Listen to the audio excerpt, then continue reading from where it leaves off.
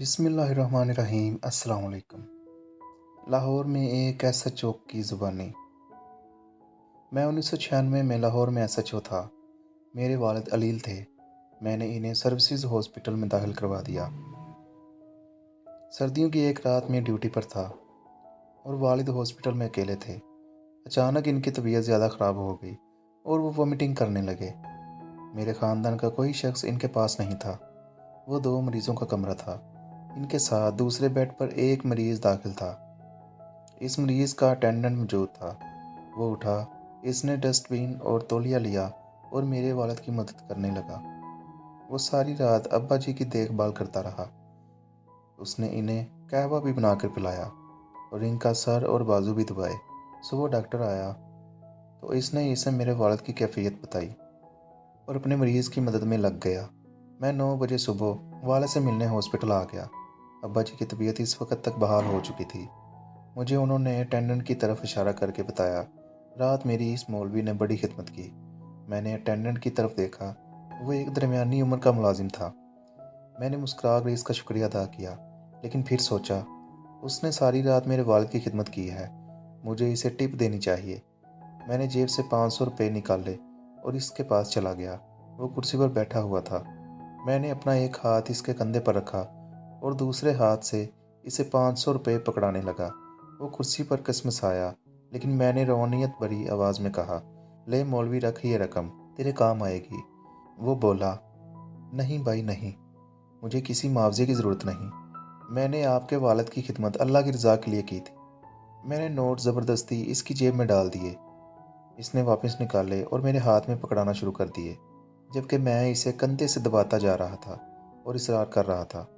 मैं इसे बार बार, ओ मौलवी छाट, जिद न कर, रख ले, तेरे काम आएंगे, भी कह रहा था।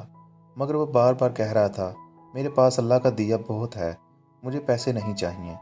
मैंने रात देखा, आपके वालिद अकेले हैं और तकलीफ़ में हैं। मैं फारिग था, लिहाजा मैं अल्लाह की रज़ा के लिए इनकी मदद करता रहा।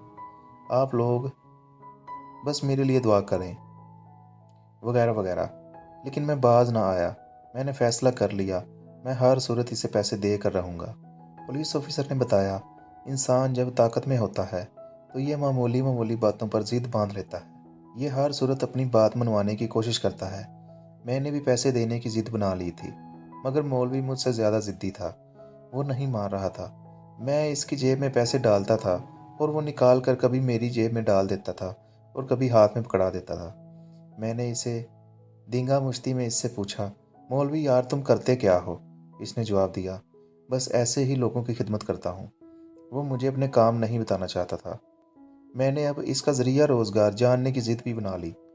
मैं इससे बार बार इसका काम पूछने लगा। इसने थोड़ी देर टालने के बाद बताया, मैं कचहरी में काम करता हूँ। मुझे महसूस हुआ ये किसी अदालत में ये किसी वकील का चुपड़ा सी होगा। मैंने एक बार फिर 500 रुपये इसकी मुट्ठी में देकर ऊपर से इसकी मुट्ठी दबोच ली और फिर रोनियत से पूछा, मौलवी तुम कचहरी में क्या करते हो? इसने थोड़ी देर मेरी तरफ देखा और फिर मेरे वालिद की तरफ देखा और फिर बोला, मुझे अल्लाह ने इंसाफ की जिम्मेदारी दी है। मैं लाहौर हाई कोर्ट में जज हूँ। मुझे इसकी बात का यकीन ना आया। मैंने पूछा, क्या कहा? तुम जज हो? इसने आहिस्ता आवाज़ में कहा, जी हाँ, मेरा नाम जस्टिस मुनीर अहमद है और मैं लाहौर हाई कोर्ट का जज हूँ। ये सुनकर मेरे हाथ से 500 रुपये गिर गए और मेरा वो हाथ जो मैंने 15 मिनट से इसके कंधे पर रखा हुआ था, वो इसके कंधे पर ही मुंजमद हो गया। मेरी आंखों के सामने अंधेरा छा गया और आवाज़ हलक में फ्रीज हो गई। मुझे समझ नहीं आ रही थी मैं अब क्या करूं।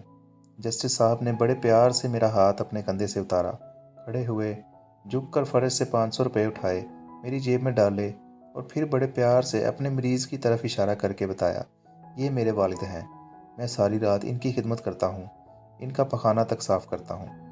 मैंने रात देखा आपके वालिद अकेले हैं और इनकी तबीयत ज़्यादा ख़राब है, लिहाजा मैं इन्हें अपना वालिद समझकर इनकी खिदमत करता रहा। इसमें शुक्रिया की कोई ज़रूरत नहीं।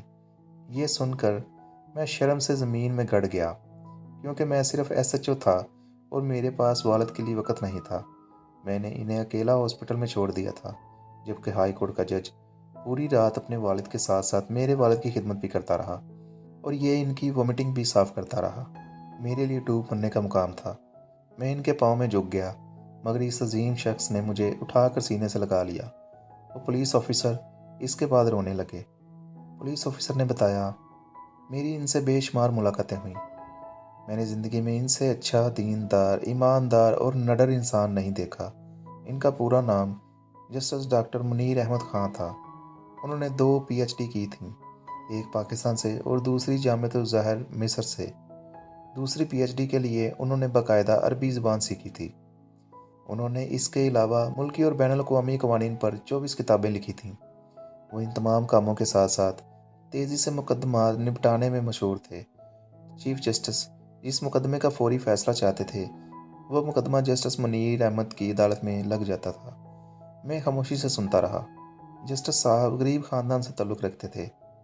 LLB کے بعد مجسٹریٹ بھرتی ہو گئے۔ محنت کی عادت تھی۔ مجسٹریٹی کے دوران ان کے پاس کام کم ہوتا تھا، لہٰذا انہوں نے عدالتی صفحات کی بیک سائڈ پر کلمہ لکھنا شروع کر دیا۔ یہ سارا دن کلمہ طیبہ لکھتے رہتے تھے۔ شاید اس پریکٹس کا صلہ تھا، اللہ تعالیٰ نے ان کی انرجی اور ٹائم میں برکت ڈال دی۔ انہوں نے دوران ملازمت ایک PhD کی، پھر عربی زبان سیکھی، جامعۃ الازہر میں داخلہ لیا اور عدالتی ٹائم کے بعد عربی زبان میں تھیسس لکھ کر مصر سے PhD کی۔ وہ ہر نیا قانون پڑھتے اور اس پر فوری طور پر کتاب لکھ دیتے تھے۔ وہ کتاب بھی خود ٹائپ کرتے تھے، اور اس سارے کام کے دوران عدالتی کارروائی بھی متاثر نہیں ہوتی تھی۔ وہ دڑا دڑ مقدمات نپٹا دیتے تھے۔ انہوں نے پوری زندگی اپنے والد کی خدمت خود کی۔ والد زیادہ بیمار ہوئے تو ان کے بیڈ پر پاؤں کے قریب گھنٹی کا بٹن لگا دیا اور گھنٹی اپنے کمرے میں رکھ لی۔ والد ضرورت پڑنے پر پاؤں سے بٹن دبا دیتے تھے اور وہ بھاگ کر ان کے پاس پہنچ جاتے تھے۔ اپنی بیگم کو بھی والد کا کوئی کام نہیں کرنے دیتے تھے۔ ایک بار ان کی عدالت میں جائیداد کے تنازع کا کیس آیا۔ ایک طرف سوٹڈ بوٹڈ امیر لوگ کھڑے تھے، ان کے ساتھ مہنگے وکیل تھے، جبکہ دوسری طرف ایک مفلوق الحال بوڑھا کھڑا تھا۔ اس کا وکیل بھی مسکین اور سستا تھا۔ جسٹس صاحب چند سیکنڈز میں معاملہ سمجھ گئے، لہٰذا انہوں نے بوڑھے سے پوچھا، بابا جی آپ کیا کرتے ہیں؟ بزرگ نے جواب دیا، میں پرائمری ٹیچر ہوں۔